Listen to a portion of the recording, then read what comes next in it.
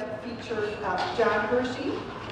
He provides architectural unit reviews and construction management services. John and his team are located in Libertyville, and they look at each project with a fresh eye. They also specialize in helping you avoid special assessments. So planning is the key issue here, and John Hershey will help you with that. And what we want to kind of touch on this hour is being proactive with your maintenance work and how that can actually save you money in the long run. For anyone who's not aware, a reserve study helps you plan for the next 10, 20, 30 years where your capital improvement dollars should be spent. And so we will come out to your property, look at the property from a holistic point of view, all the property components. So here, for example, on this property, we've got this beautiful landscaping, but what you can't tell here is that this landscaping over time has been built up above the level of foundation. Came to find out there was a couple of feet of standing water in their crawl space below their unit for some time. They had no idea.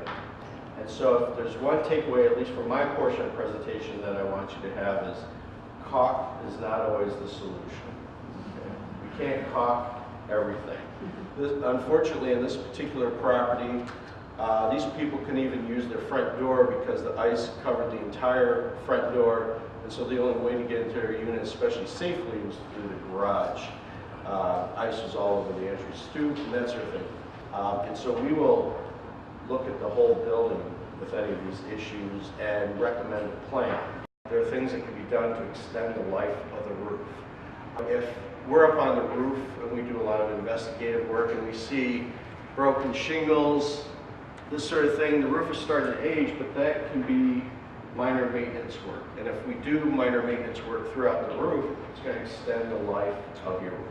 You need to have contractors, you need to have professional engineers, architects come out and evaluate your properties on a regular basis so that it doesn't get to the point where you have to spend even more money.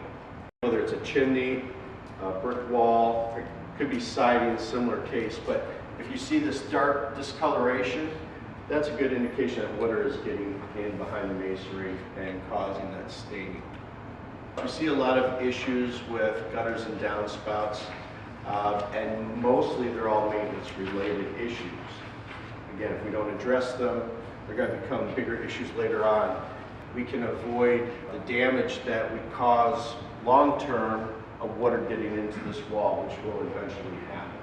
We see a lot of balcony issues, especially like these balconies are cantilevered. We're finding that the cantilever design, which our office would never recommend, over time is just difficult to maintain. If you or a neighbor has this outside artificial type carpeting that's on a patio or a concrete balcony, it should be removed. The association should require that because the water's going to get trapped underneath us and completely deteriorate the concrete, and there'll be no saving it. But I always recommend to the associations we work with, any unit owner has a concern in your house, come in and take a look at it, and we can give you an indication of whether it's a larger issue or a small issue that can be easily maintained.